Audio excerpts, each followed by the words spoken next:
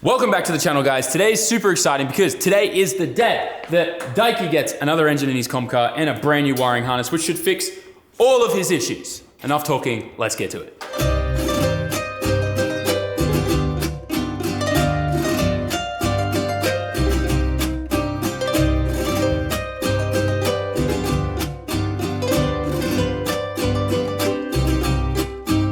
So we've got to explain this engine. This engine may look a little similar to Daiki's old one, but it is a 2.1, and Daiki's engine is currently at the machine shop. A lot of work needs to get done on that block, new sleeves and all that type of stuff, and it wasn't gonna make the next round at Okubuki this weekend. So Okachan gracefully let us borrow one of his engines. This is a 2.1 fully forged HKS engine, and this is what we're going to be using for the next round. So we're kind of bolting all the Daiki stuff onto this to put it in, and then after the next round, we'll take it out when the new engine is back. But otherwise though, let's get some formalities out of the way. Okumura-san, arigatou gozaimashita! It's a big deal for the SR God himself to let you borrow an engine, and the terms of this too were, I don't care if you blow it up, just go drive and do well. So I can't thank the dude enough.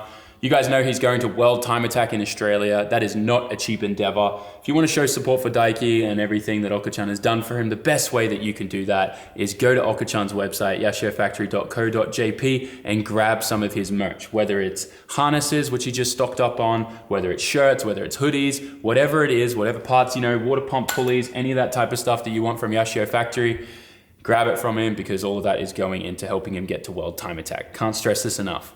Go to Yashio Factory's website and grab some merch. With that aside, it's time to get this bad girl in the engine bay.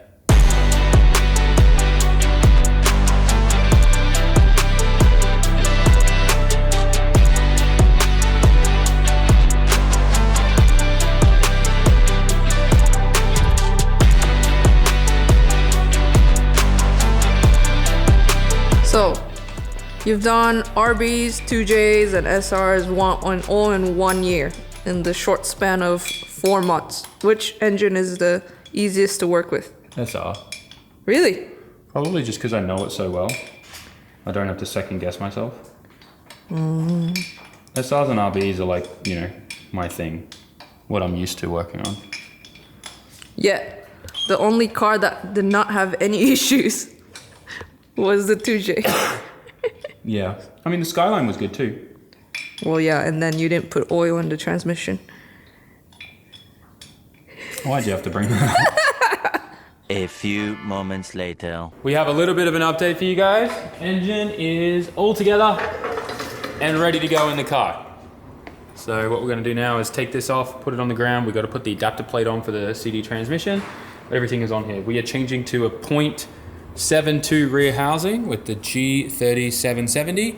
We actually wanted to change this housing anyways with the 2.2. We found that the 0.83 was a little too big, even with the 2.2. So this going down the size will be better for the 2.2 when we get it, but also it'll be better considering this is a 2.1. So this will probably, sacrifice a little bit of bottom end response and torque because we're using a 2.1. But the fact that we've gone to a smaller housing will really, really give this thing a fighting chance. And obviously the 2.2 will just be even more responsive now. But that aside, time to get the adapter plate on. I'm gonna start having a crack at all the wiring while Daiki's getting this all situated to put in the car. And that way we can kind of have the engine harness lined out and I can start also doing some of the body stuff. That's gonna probably be the most time consuming thing. Now that this is done, it's just gonna be all wiring from here in. I don't think we're gonna get this thing cranked and running tonight, but there's a possibility that it might. We'll see how quick I am. Daiki, how do you feel getting rid of the yakisoba wiring?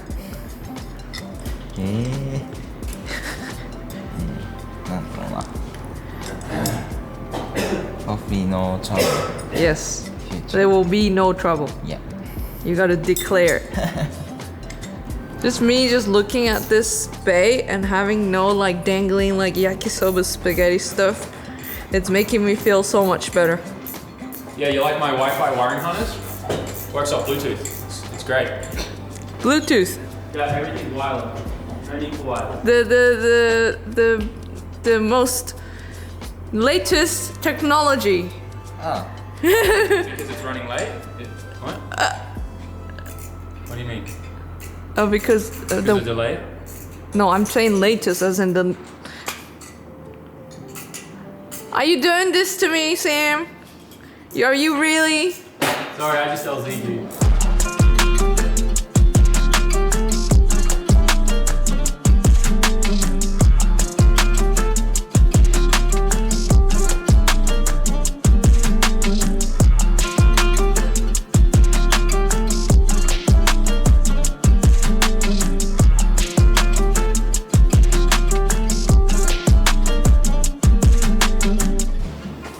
It's time to put the engine in, boys!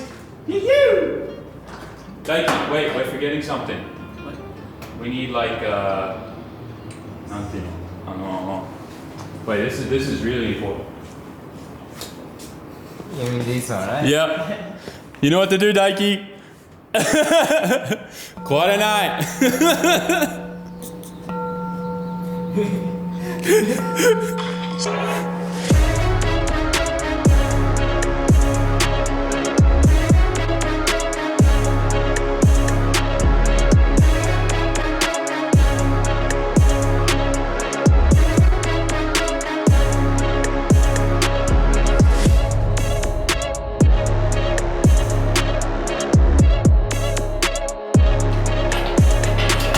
Well, I think we're doing everything right this time.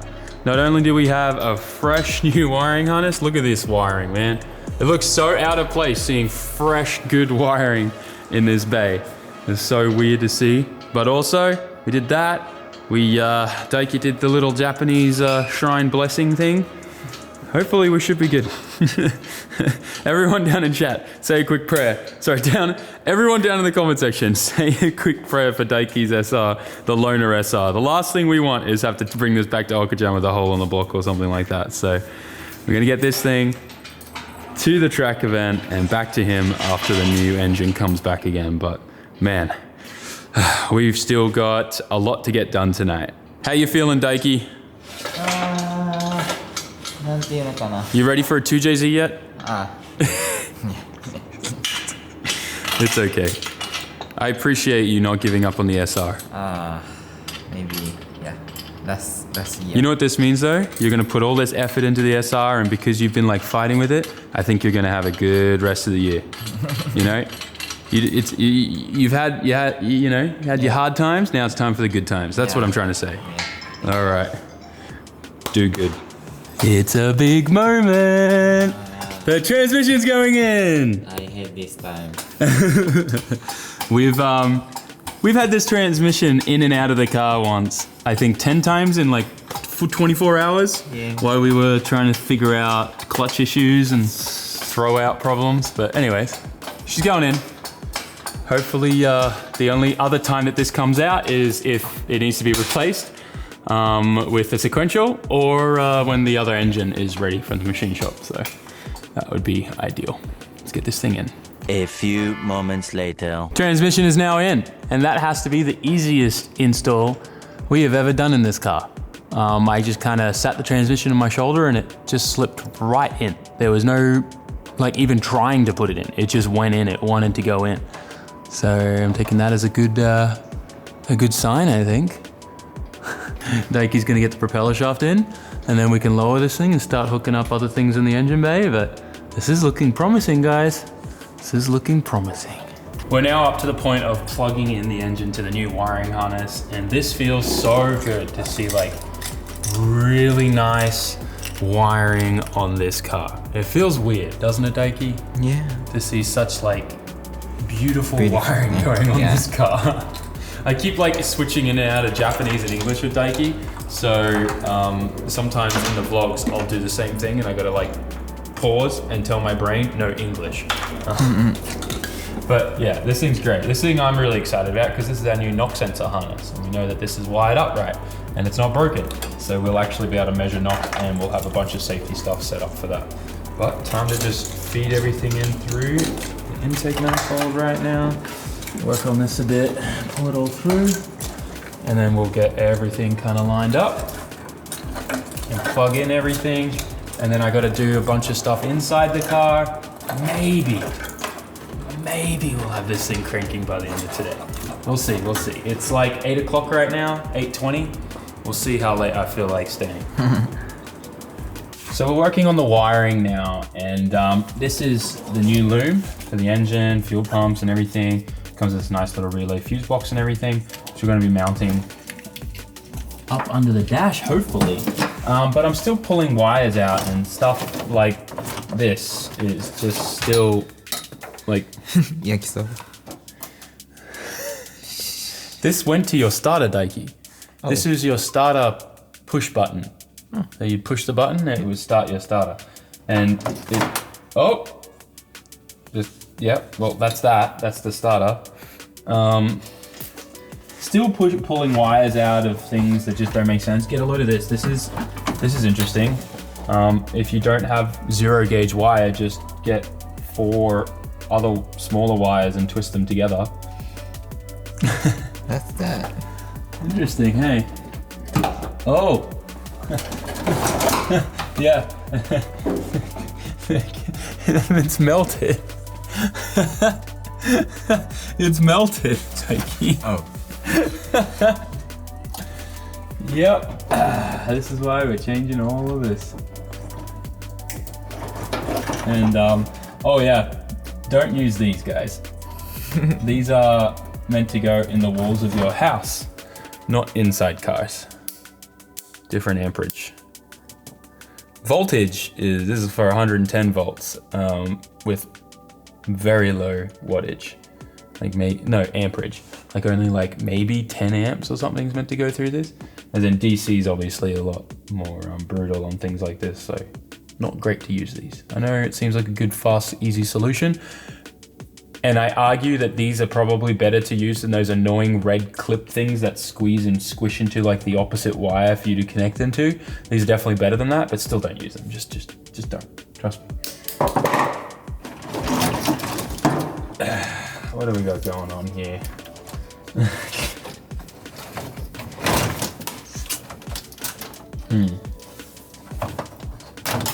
Oh, I love this.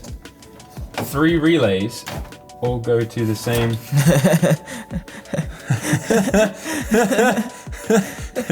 Was that like a backup in case one relay blew? I don't understand.